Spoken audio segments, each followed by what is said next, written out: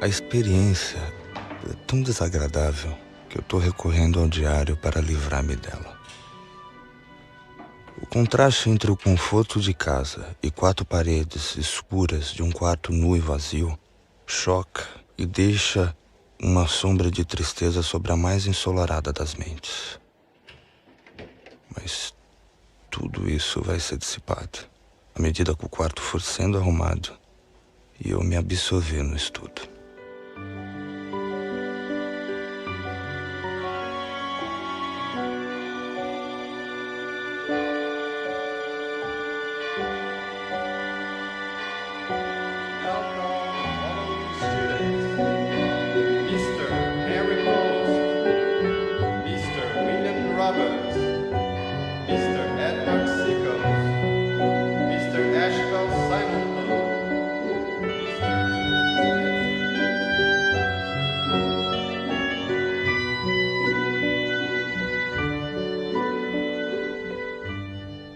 Tenho tentado decidir sobre o meu futuro. Minha mãe diz em uma carta recente: ficaria muitíssimo contente se você fosse para o seminário com seu irmão. eu gostaria de poder satisfazer esse desejo, mas sinto que não o farei. Eu não sinto também muito entusiasmo pelo direito, pois apesar de gostar do estudo da lei, parece-me difícil conciliar sucesso na carreira de advogado com honesta adesão à verdade e à justiça. A questão era duvidosa, e eu ficaria eternamente na dúvida se minha mãe não tivesse opinado firmemente para que eu ficasse. Pareceu-me justo que o desejo dela fizesse pender a balança. E assim me decidi. É difícil a gente se separar daqueles que talvez nunca mais vejamos sobre a Terra. Quando eu penso no valor das almas imortais que estão se perdendo, considero um privilégio ter alguém que queira sacrificar tudo e devotar tanto a serviço do Mestre. Recomendo você com orações e lágrimas ao Senhor, que sabe o que é certo.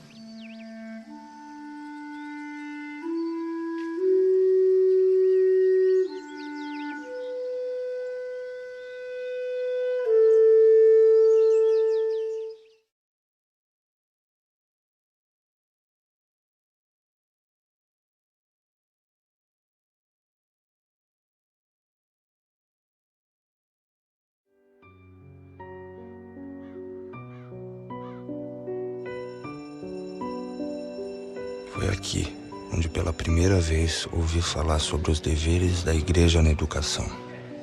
Foi o Dr. Charles Rogers.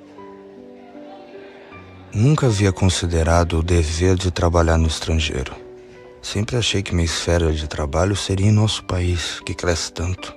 Se a maioria prefere ficar, não seria meu dever partir?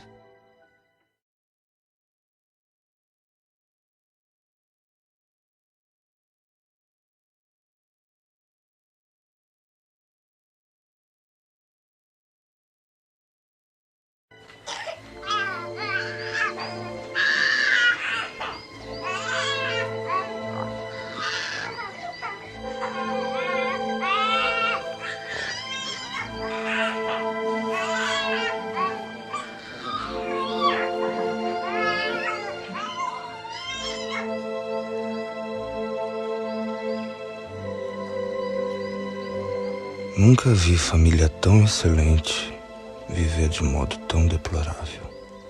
Escravos por toda parte, uns atrapalhando os outros. Eu não consigo entender tanto descaso e negligência.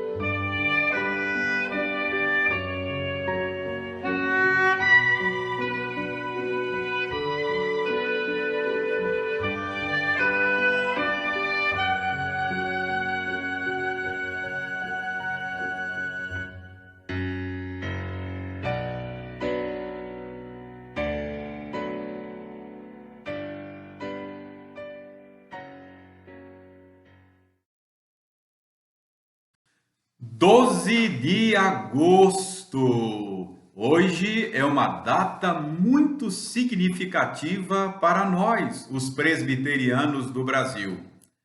12 de agosto é aniversário da nossa denominação. Hoje, a Igreja Presbiteriana do Brasil completa 161 anos. Que grande bênção! Que coisa maravilhosa, que data significativa para nós, os presbiterianos do Brasil. 12 de agosto é também uma data significativa para os presbiterianos aqui do Iguaçu. É que hoje é aniversário do presbítero Ildeir também. Ildeir faz aniversário no dia do aniversário de nossa denominação. E o Ildeir é um dos membros fundadores de nossa igreja. Deus seja louvado também pela vida do Ildeir. Então, vamos orar agradecendo a Deus por estas duas bênçãos. Senhor, nós damos-te graças pela data de hoje, uma data significativa para nós, presbiterianos do Brasil. Muito obrigado, porque há 161 anos, trazido por tuas mãos benditas e providenciais, Reverendo Ashbel Green Simonton chegou ao nosso país para lançar a semente do presbiterianismo em terra brasileira. Muito obrigado, porque a semente do Evangelho plantada por ele em solo brasileiro germinou, cresceu, produziu frutos. Muito obrigado, porque nós somos fruto desse trabalho, fruto desse ministério. Nós agradecemos-te pela vida de Simonton e por todos quantos o Senhor usou ao longo destes 61 anos. Continue abençoando a nossa denominação, que ela cumpra bem o seu papel e que ela seja, de fato, sal da terra e luz do mundo. Agradecemos-te também pela vida do presbítero Ildeir, damos-te graças pelo ministério dele e pelo modo tão abençoador como o Senhor o tem usado ao longo desse tempo. Dê ao Ildeir uma vida longa, uma vida muito abençoada e que ele continue sendo usado de maneira poderosa como tem sido pelo Senhor e que ele encontre a cada dia grande alegria no serviço cristão. Dê ao Ildeir uma vida longa, uma vida muito abençoada e abençoe juntamente com ele toda a sua família. Nós oramos agradecidos também pela bênção de mais este estudo bíblico virtual e que o Senhor queira usar o estudo de hoje para edificar a tua igreja e glorificar o teu nome. Nós oramos em nome de Jesus. Amém. Muito bem, meus irmãos, nós vamos ter uma participação musical. Enquanto isso, você apanha a sua Bíblia e prepare-se para darmos prosseguimento ao estudo da Epístola de Paulo aos Romanos. Apanhe a Bíblia e até daqui a pouco.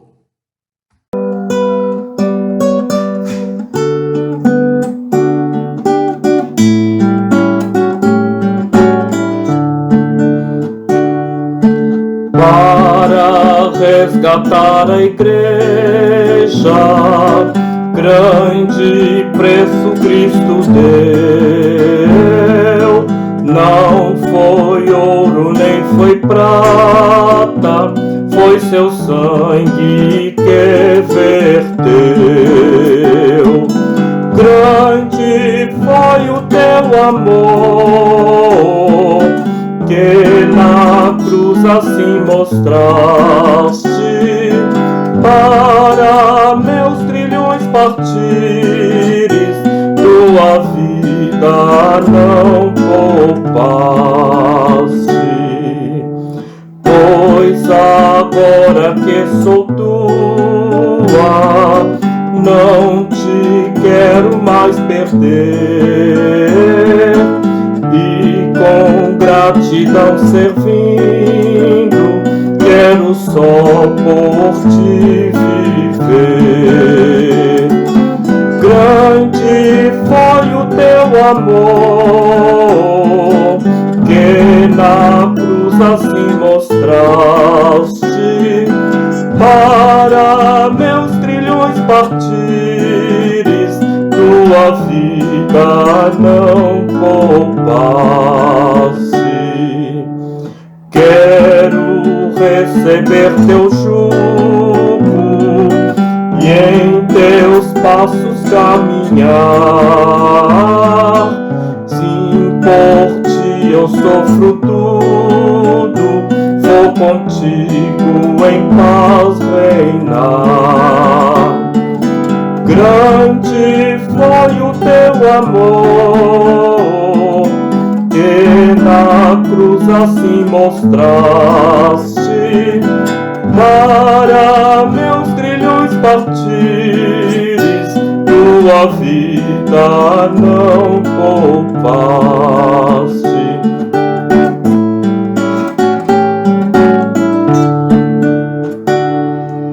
Eis que estou aqui na terra, esperando teu voltar. Vem buscar a tua igreja, vem, Senhor, e sem tardar. Grande foi o teu amor, que na cruz assim mostraste, para meus trilhões partires, tua vida não poupaste.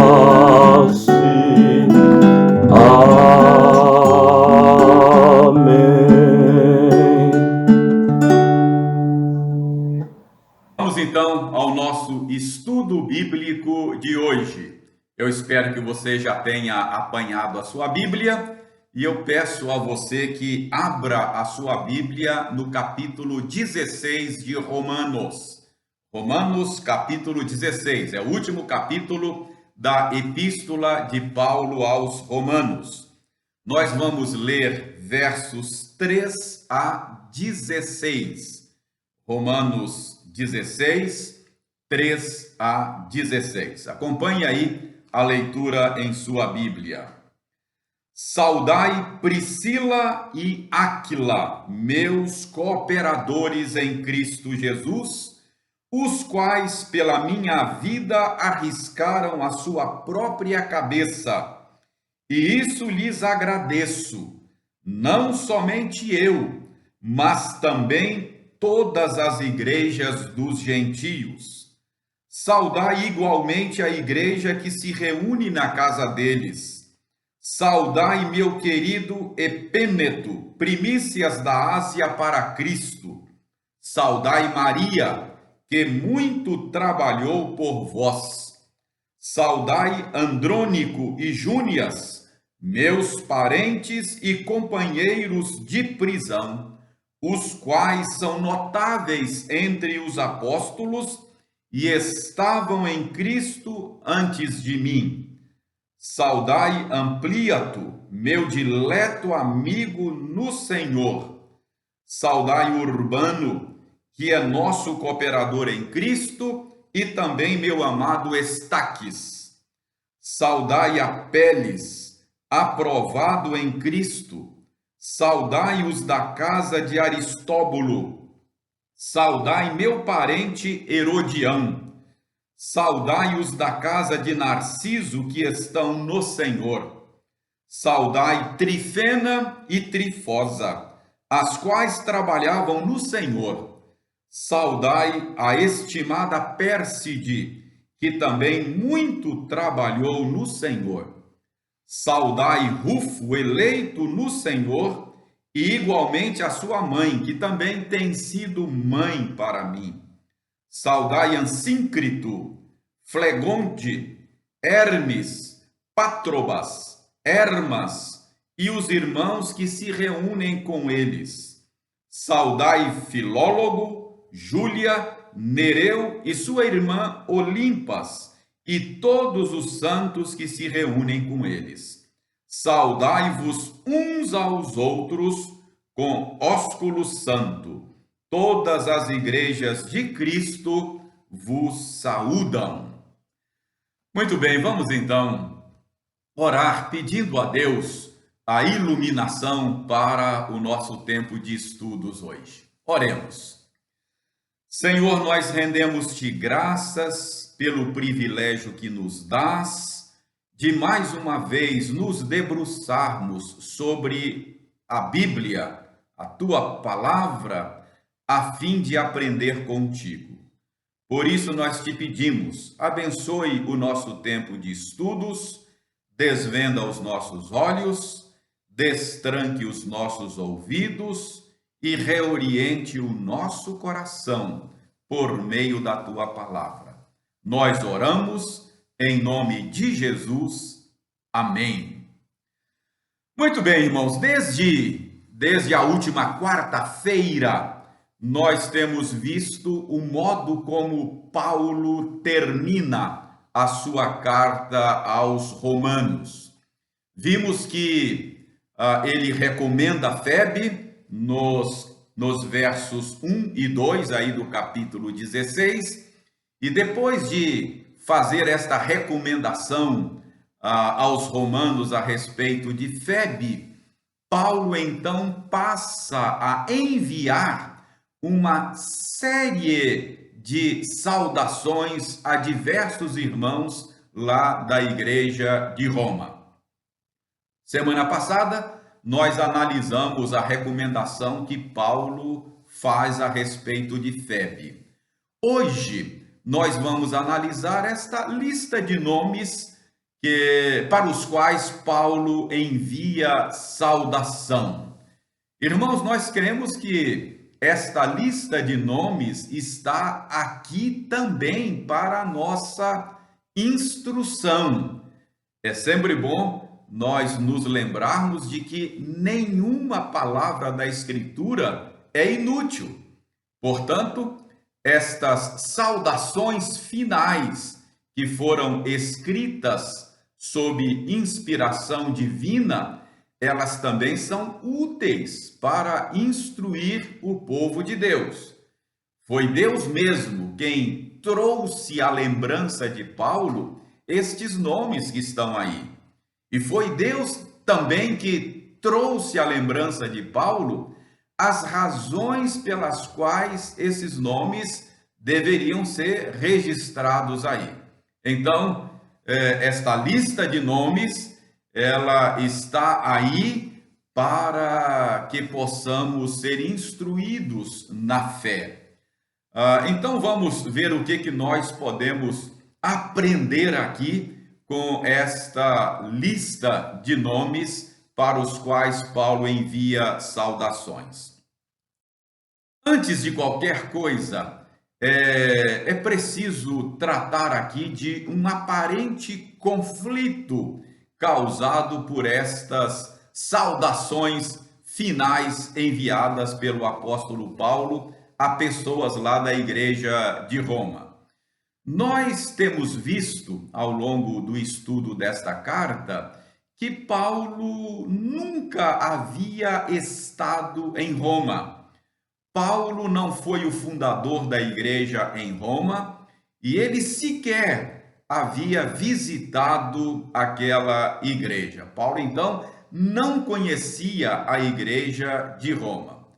E, no entanto, Paulo agora termina a sua carta mencionando aí pelo menos 27 nomes de pessoas lá da igreja de Roma, enviando a essas pessoas saudações.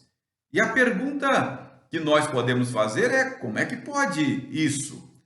Como é que Paulo tinha tantos relacionamentos como é que Paulo tinha tantos amigos na igreja de Roma, se ele não tinha visitado a igreja ainda, se ele não conhecia aquela igreja ainda. Então, há um conflito aqui. Como é que nós podemos explicar este conflito? Como eu disse, o conflito é apenas aparente. Isso é perfeitamente explicável. Então, vejam bem, em primeiro lugar, note aí que alguns desses nomes, Paulo diz que eram parentes seus. Veja aí no verso 7, dê uma olhada na sua Bíblia. Paulo diz: saudai Andrônico e Júnias, meus parentes e companheiros de prisão. Então, Andrônico e Júnias eram parentes do apóstolo Paulo. No verso 11, nós temos um outro nome que Paulo diz que era de parente seu. Eu estou me referindo a Herodião. Dê uma olhada no verso 11. Paulo diz: saudai meu parente Herodião. Então, Paulo tinha parentes lá na igreja de Roma. Além disso, dê uma olhada no verso 5. No verso 5, Paulo fala de um personagem cujo nome é Epêneto. Dê uma olhada aí no verso 11. Paulo diz que este Epêneto era primícias da Ásia para Cristo. O que Paulo quer dizer com primícias da Ásia para Cristo? Certamente, o que Paulo está dizendo é que Epêneto foi o primeiro convertido na Ásia pela pregação de Paulo. Então, Epêneto era um filho na fé do apóstolo Paulo. Por isso, Paulo conhecia Epêneto, que agora era membro lá da igreja em Roma. Nós sabemos ainda que Priscila e Áquila, esse casal que é mencionado aí no verso 3, veja no verso 3, nós lemos o seguinte: saudai Priscila e Áquila.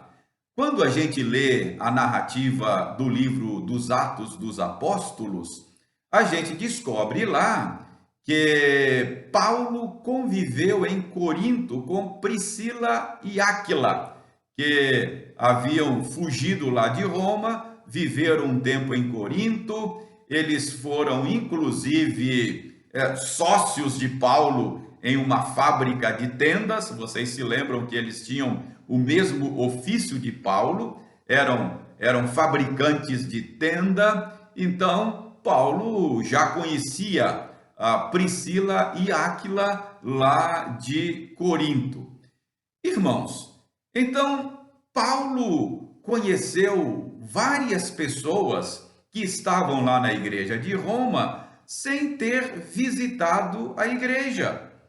Paulo acabou cultivando relacionamentos com pessoas que estavam na igreja de Roma durante as suas peregrinações pelas províncias da Ásia. Nós sabemos que, por cerca de 20 anos, Paulo viajou pelas províncias do Império Romano, pregando o evangelho, evangelizando as pessoas, plantando igrejas. E por isso Paulo acabou tendo contato com várias pessoas que agora, quando Paulo escreve, estavam vivendo em Roma. É bom que você se lembre que Roma era a capital do império, onde viviam pessoas de diferentes lugares que iam, por diversas razões, viver na capital do império. Então, é perfeitamente compreensível que Paulo conheça pessoas da igreja de Roma sem nunca nunca ter visitado a igreja. Como eu disse, o conflito aqui é apenas aparente. Muito bem, explicado aí então este aparente conflito, uma outra coisa que chama a atenção nestas saudações finais é a diversidade dos nomes mencionados aqui pelo apóstolo Paulo. Por exemplo, a gente encontra aqui nomes masculinos e encontramos aqui também nomes femininos. É curioso, Paulo cita aqui algumas mulheres. Por exemplo, no verso 3, Paulo cita Priscila. No verso 6, ele manda saudação para uma Maria. No verso 12, Paulo manda saudações para Trifena e Trifosa, duas mulheres. No verso 12 também, Paulo chama de estimada uma tal de Pérside. No verso 13, Paulo não cita o nome, mas ele fala da mãe de Rufo. Ele chega a dizer que a mãe de Rufo tinha sido para ele também uma mãe. Então, é possível que essa mulher tivesse acolhido Paulo em diversas situações. E no verso 15, ele fala de Júlia e fala também de Olimpas. Então, vejam quantas mulheres são citadas aqui nestas saudações finais pelo apóstolo Paulo. E Paulo demonstra com estas citações que ele tinha estas mulheres na mais alta consideração. Então vejam bem, na semana passada eu disse que o modo como Paulo recomenda Febe nos versículos 1 e 2 aí do capítulo 16 mostra que Paulo não era um machista, como muitas pessoas pensam hoje. E hoje eu quero repetir esse ponto. O número de mulheres que Paulo menciona nestas saudações finais confirmam aquilo que eu disse na semana passada. Eu disse que é uma injustiça dizer que Paulo era um machista, que Paulo não tinha consideração e respeito pelas mulheres. Irmãos, hoje nós vemos aqui nesta lista de nomes, os nomes de mulheres, as quais Paulo menciona com grande respeito e grande consideração. Então nós aprendemos aqui que essa história de machismo por parte do apóstolo Paulo é uma grande injustiça para com ele. Irmãos, de fato, quando a gente lê estas saudações finais do apóstolo Paulo aos crentes lá de Roma, nós percebemos que Paulo vivia aquilo que ele ensinava. Porque, preste bem atenção, Paulo ensinou aos efésios que Cristo, por meio da sua cruz, ele derrubou a parede de separação que existia entre judeus e gentios. Paulo ensinou lá no capítulo 2 de Efésios que Cristo desfez a inimizade entre os homens. Ele ensinou que Cristo reconciliou-nos uns com os outros pela sua cruz. Então, Paulo vivia debaixo desta verdade. Paulo vivia esta verdade. Ele ensinou que Cristo nos acolheu a todos, que Deus nos acolheu em Cristo, independentemente das nossas diferenças. Deus acolheu em Cristo pessoas de diferentes origens, de diferentes nacionalidades, gente de diferentes classes sociais. Paulo, escrevendo aos Gálatas, por exemplo, ele afirmou o seguinte, deixe-me lembrar a você aqui esta afirmação de Paulo lá em Gálatas 3:28. Paulo escreveu: dessarte não pode haver judeu nem grego, nem escravo nem liberto, nem homem nem mulher, porque todos vós sois um em Cristo Jesus.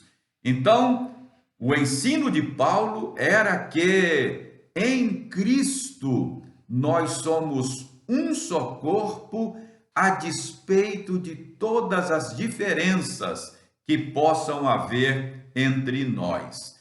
E agora, quando nós lemos estas saudações do apóstolo Paulo, nós podemos concluir que Paulo vivia esta verdade. Ele não apenas ensinou esta verdade, mas ele vivia esta verdade.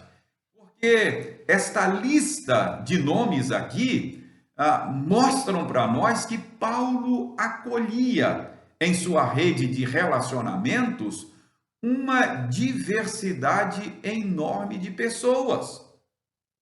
Nós encontramos aqui nesta lista de nomes pessoas pobres e pessoas ricas, judeus e gentios, homens e mulheres, nobres e plebeus, livres e escravos. Então isso mostra que Paulo não era seletivo nos seus relacionamentos. Isto mostra que Paulo vivia mesmo à luz do Evangelho de Cristo. Ele acolhia, assim como Deus nos acolheu, pessoas diferentes, pessoas de diferentes origens, diferentes níveis socioeconômicos, diferentes nacionalidades. Então, irmãos, esta é uma outra verdade que nós podemos aprender com estas saudações finais. Deixe-me mostrar isso para você na lista de nomes que Paulo apresenta aí nestas saudações finais. Você vai encontrar nesta lista nomes de pessoas destacadas e vai encontrar também nomes de escravos. Deixe-me dar um exemplo. Dê uma olhada no verso 10. No verso 10 nós lemos o seguinte: saudai os da casa de Aristóbulo. Irmãos, estudiosos dizem, com base na literatura romana da época, que havia um Aristóbulo, que era irmão de Herodes Agripa I. E esses estudiosos entendem que trata-se do mesmo Aristóbulo que Paulo menciona aqui. Então, Aristóbulo era uma pessoa destacada, era parente de Herodes, o rei Herodes Agripa I. No verso 11, Paulo saúda os da casa de Narciso. Há indícios na literatura da época que levam à conclusão de que Narciso era um parente de César. Então, Paulo está aqui mandando saudações para pessoas que eram pessoas da nobreza, eram pessoas destacadas na sociedade romana da época. Nós sabemos que já no primeiro século o evangelho havia alcançado vidas dentre a nobreza romana. Então, Paulo tinha na sua rede de relacionamentos irmãos em Cristo procedentes da nobreza romana. Mas agora veja o verso 9. O verso 9, aparecem aí no verso 9 dois nomes, Urbano e Estaques. Estes eram nomes muito comuns na literatura da época para escravos. Portanto, com base na literatura romana da época, tudo indica tratar-se de dois escravos convertidos e que eram amigos de Paulo. Urbano, Paulo diz aí que era seu cooperador em Cristo. Deve ter sido alguém que serviu a Paulo de diferentes maneiras e, quem sabe, serviu a igreja junto com Paulo em várias situações. A Estaques, Paulo chama aí no verso 9 de amado. Então, Paulo era amigo de gente destacada, de gente importante, de gente nobre, mas Paulo era amigo também de escravos, gente da plebe.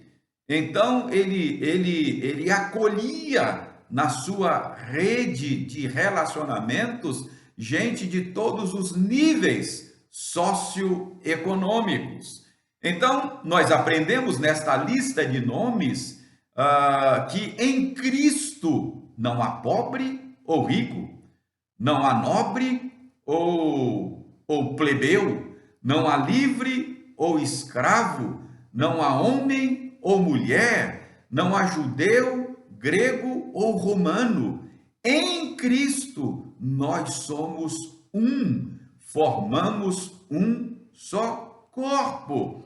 E assim como o apóstolo Paulo, nós também devemos acolher uns aos outros como irmãos queridos, como irmãos amados, independente das nossas diferenças sociais, culturais, econômicas. Então, nós aprendemos aí com essa lista de nomes esta unidade, a respeito desta unidade que o Espírito cria entre aqueles que estão em Cristo. Você percebe como essa lista de nomes é útil para nos ensinar preciosas verdades a respeito da Igreja de Cristo? Mas há mais coisas que nós podemos aprender aqui nesta lista de nomes, e eu quero mostrar isso para você. Note ainda que esta lista é uma lista de pessoas que Deus usou de maneira extraordinária na edificação da igreja. Por exemplo, na semana passada eu falei com vocês a respeito de Febe e eu disse que Febe foi provavelmente a portadora desta carta de Paulo aos Romanos. Portanto, Paulo, a igreja de Roma, e eu disse que nós também somos devedores a Febe por esse serviço que ela prestou ao reino de Deus. Esta magnífica carta chegou até nós, de alguma maneira, por causa do serviço que Febe prestou.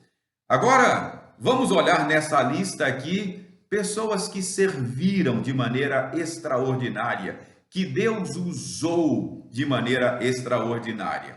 Veja no verso 4, Paulo fala de Priscila e Áquila, esse casal que foi usado de maneira tão maravilhosa por Deus no passado. Paulo diz aí que eles arriscaram as suas próprias cabeças para salvar Paulo. Verso 4, Paulo diz isso. E olha, Paulo agradece a Áquila e Priscila pelo que fizeram, e Paulo agradece não apenas no seu próprio nome, mas notem aí, Paulo agradece também em nome de todas as igrejas dos gentios. Curioso isso, não é? Paulo diz que era grato pelo que Priscila e Áquila fizeram, mas ele diz aí que todas as igrejas dos gentios também eram gratas. O que isso significa? significa que todas as igrejas dos gentios eram devedoras de Áquila e Priscila. Paulo entende que não fosse Priscila e Áquila, talvez ele teria morrido, ou talvez não conseguisse levar o evangelho aos gentios, como ele fez. Então Paulo entende que todas as igrejas dos gentios eram devedoras de Priscila e Áquila. Nós somos gentios e o evangelho chegou até nós também por causa do ministério de Paulo e por causa do que Priscila e Áquila fizeram pelo apóstolo Paulo, arriscando as suas próprias vidas. Então notem como pessoas que estão listadas aqui serviram de maneira tão maravilhosa, foram usados de maneira tão extraordinária por Deus. No verso 6, Paulo fala que Maria muito trabalhou. Interessante, não só trabalhou, mas Paulo diz, muito trabalhou. Isto é, Paulo enfatiza que Maria trabalhou a exaustão. Esta é a ideia. No verso 12, Paulo fala de Trifena e Trifosa, que trabalhavam no Senhor. E ele menciona também Pérside e diz que Pérside muito trabalhou no Senhor. Mais uma vez, não apenas trabalhou, mas trabalhou a exaustão. Então, preste bem atenção, irmãos. A razão pela qual estas pessoas foram listadas é o modo como elas foram usadas por Deus. Por que é que essas pessoas são mencionadas aqui pelo apóstolo Paulo e por Deus mesmo? Porque essas pessoas foram usadas de maneira extraordinária naqueles dias.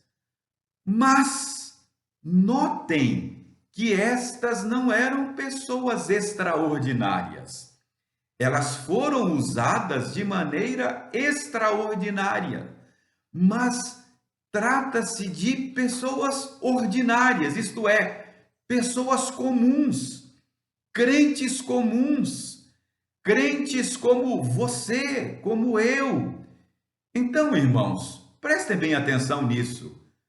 Pessoas ordinárias, pessoas comuns, sendo usadas de maneira extraordinária por Deus. O que nós temos aqui é um exemplo daquilo que Paulo ensinou aos Efésios. Lá no capítulo 4 da Epístola aos Efésios, no verso 11 e 12, Paulo revela para nós qual é o método pelo qual Deus edifica a igreja. Deixe-me lembrar você, eu vou ler aqui Efésios 4, 11 e 12. Paulo escreveu o seguinte: e ele mesmo, isto é, o Cristo exaltado, concedeu uns para apóstolos, outros para profetas, outros para evangelistas e outros para pastores e mestres, com vistas ao aperfeiçoamento dos santos, para o desempenho do seu serviço, para a edificação do corpo de Cristo. Notem o que Paulo está dizendo aqui aos Efésios, no capítulo 4, versos 11 e 12.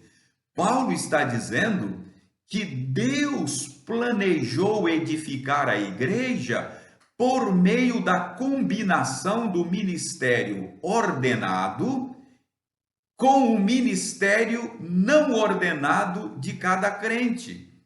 Ou seja, Paulo diz que Deus deu líderes, apóstolos, pastores, mestres à igreja para que por meio deste ministério, os santos, os crentes fossem aperfeiçoados e assim pudessem desempenhar o seu serviço para a edificação do corpo de Cristo.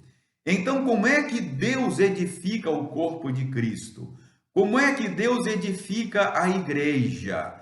Por meio da combinação do serviço de líderes ordenados com o serviço de crentes não ordenados, crentes comuns, por assim dizer. Então, irmãos, notem aqui que nós vemos este exemplo nesta lista de nomes.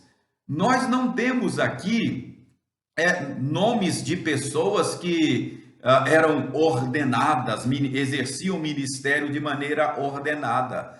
Mas aqui em Romanos 16, nós temos uma lista de nomes de obreiros e obreiras não ordenados, por meio de quem Deus estava edificando a igreja. Então, era uma lista de gente comum que Deus usou de maneira extraordinária para a edificação da igreja. Então, esta lista de nomes ensina para nós que a edificação da igreja não se dá somente por meio do ministério ordenado. A edificação da igreja não é somente uma tarefa do ministério ordenado. Irmãos, isso é muito importante. Nós precisamos ser corrigidos nesse ponto, porque nós temos a tendência de achar que a responsabilidade de edificar a igreja é a responsabilidade de pessoas ordenadas, de pastores, presbíteros e diáconos, não é? Isso aí, edificar a igreja, é responsabilidade dessas pessoas que foram ordenadas. Mas isso não é bíblico. Isso não está correto. Não foi assim que Deus planejou a edificação da igreja.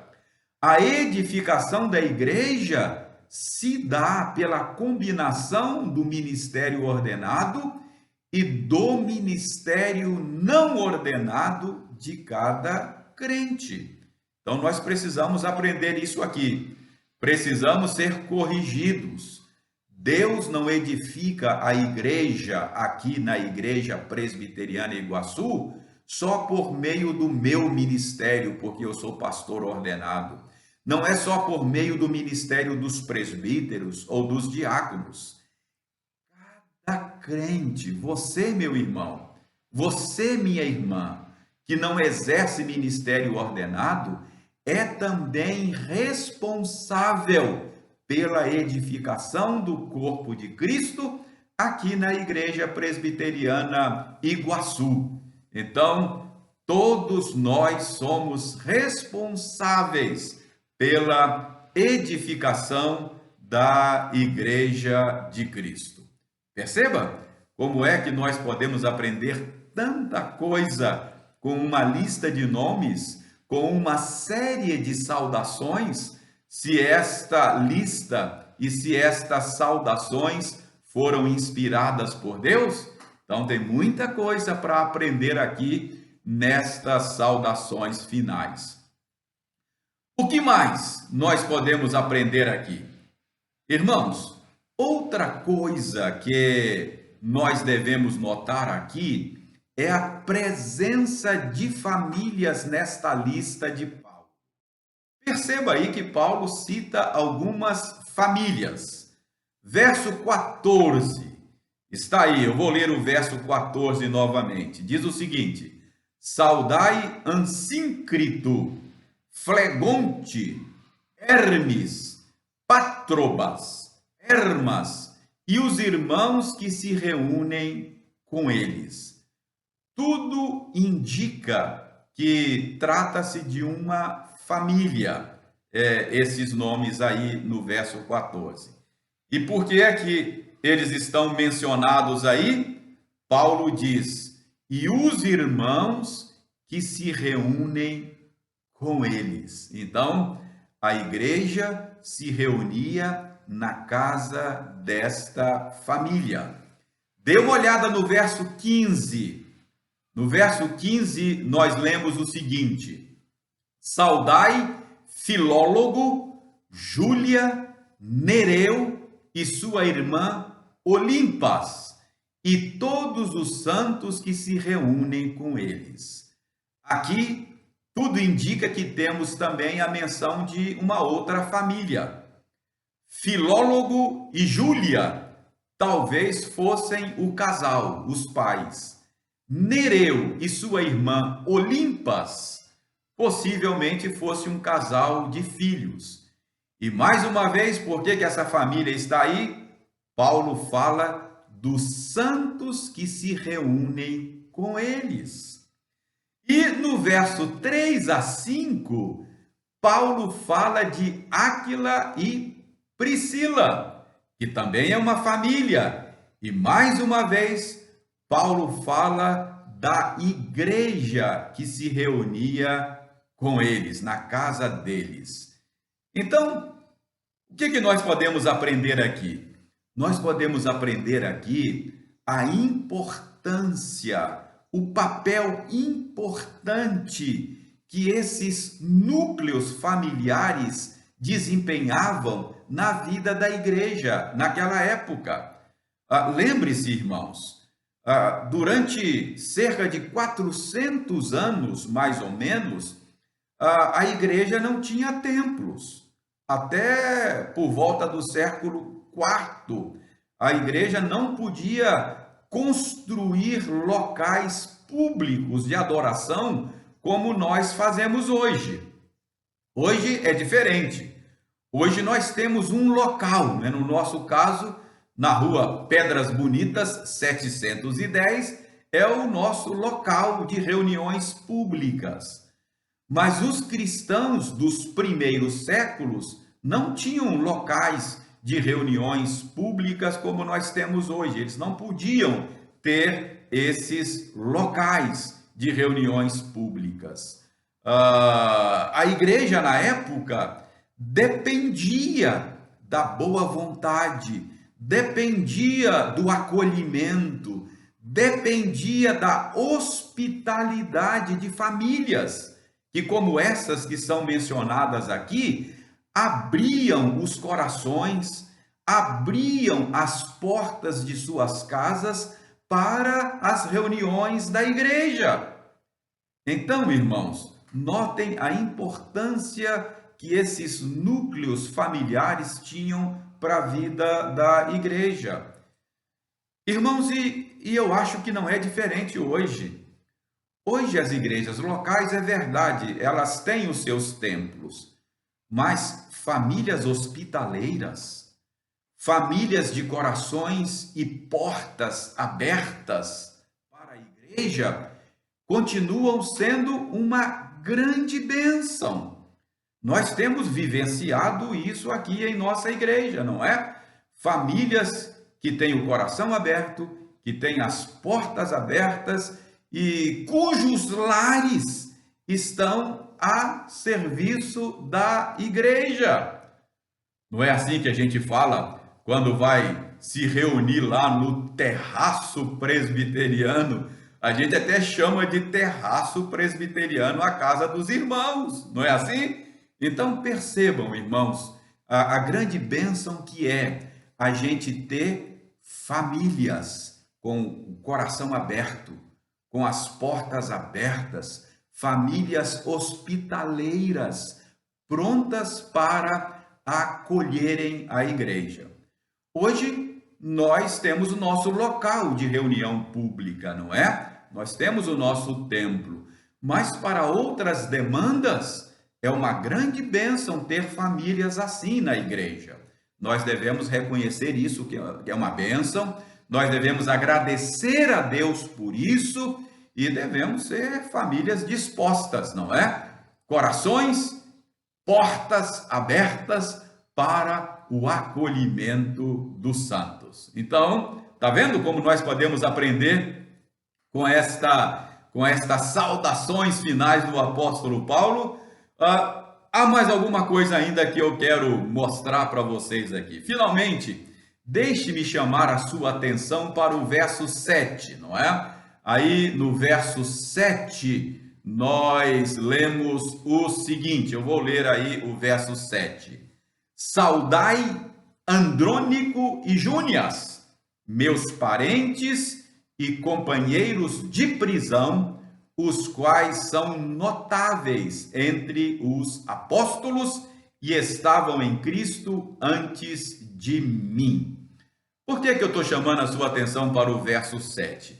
É que o verso 7 tem uma controvérsia interpretativa aí, e eu acho que é útil eu chamar a sua atenção para esta controvérsia do verso 7. Qual é a controvérsia que existe no verso 7? É que alguns acham que aí no verso 7, Paulo está falando de uma mulher que era apóstola. Pois, veja bem, Paulo diz aí, Andrônico e Júnias eram notáveis entre os apóstolos. Então, alguns intérpretes acham que nós encontramos aqui uma base bíblica para a ordenação de mulheres, porque Paulo diz que havia uma mulher chamada Júnias que era apóstola. Então, esta é a controvérsia. A coisa não é tão simples assim, irmãos. E deixa eu então mostrar isso, deixe-me mostrar isso para vocês. Primeiro, Andrônico e Júnias. A pergunta é: Andrônico e Júnias era um casal ou nós temos aqui dois nomes masculinos? Paulo está falando de um casal ou Paulo está falando de dois nomes de homens, dois nomes masculinos? Há uma possibilidade de que Júnias seja uma forma abreviada de um nome masculino, Junianos. Então, esse seria o nome e Júnias seria uma forma abreviada de Junianos. Então, esta é uma possibilidade. Não sabemos ao certo, mas é plausível que seja um nome masculino.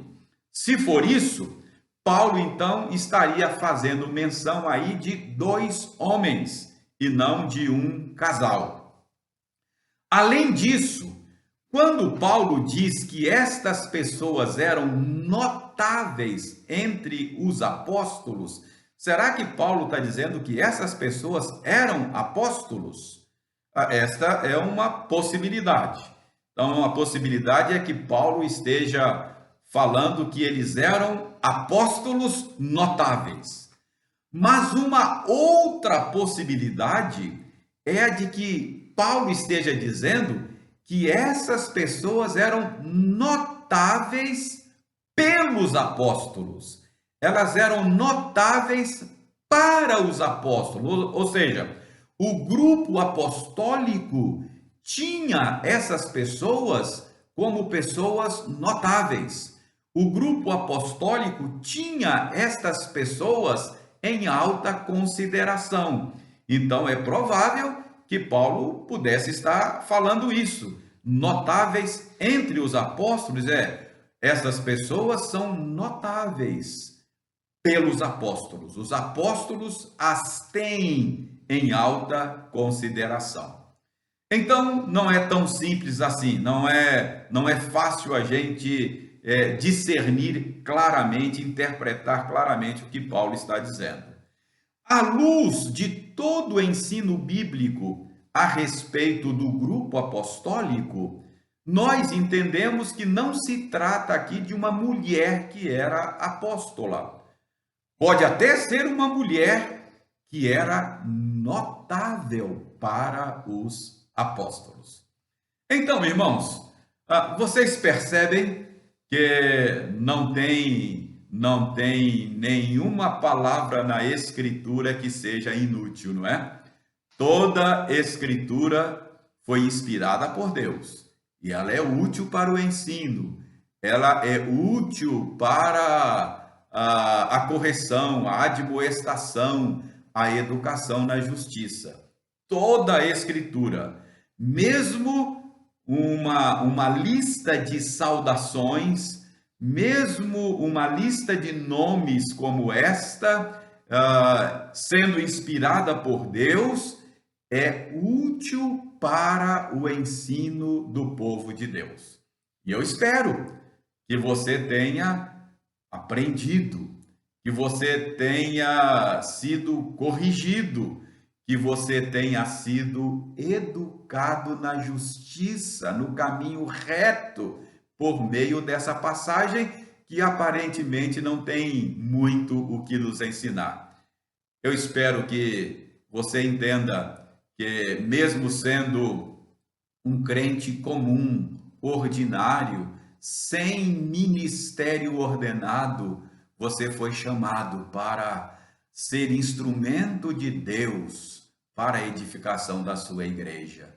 Que você sirva, e sirva muito, sirva a exaustão, como alguns desta lista fizeram. Eu espero que você seja grato a Deus pelas famílias de corações e portas abertas que Ele tem colocado em nossa igreja. Que você reconheça que isto é uma grande bênção de Deus para a nossa igreja. Lembre de agradecer. E que você, como o apóstolo Paulo, entenda que em Cristo nós somos um. Que você tenha um coração acolhedor, que você acolha pessoas diferentes, seja rica, seja pobre, seja pessoas destacadas ou sem importância, seja pessoas de nível sociocultural econômico elevado ou de nível sociocultural econômico mais baixo, que você aprenda que em Cristo nós somos um só corpo. Assim como Deus nos acolheu, devemos acolher uns aos outros. Então, que esta lista de nomes e que estas saudações finais sejam usadas por Deus para a nossa edificação. Vamos orar? Agradecendo a Deus o estudo de hoje. Obrigado, Senhor, por este tempo de análise do texto bíblico. Obrigado, porque a tua palavra é viva, ela é eficaz. E por isso nós te pedimos que por meio dela o teu Espírito esteja nos ensinando, nos instruindo, nos corrigindo, nos admoestando e nos educando no caminho da justiça. Muito obrigado por esta passagem, por estas saudações, por estes nomes e por estes ministérios mencionados aqui, que o Senhor colocou na mente de Paulo e que nos ensina ainda hoje. Muito obrigado pelo estudo de hoje. Nós oramos agradecidos em nome de Jesus. Amém. Muito bem, meus irmãos, nós agradecemos a atenção de todos, desejamos a todos uma noite abençoada e até a próxima, se Deus quiser. Um grande abraço, obrigado pela atenção.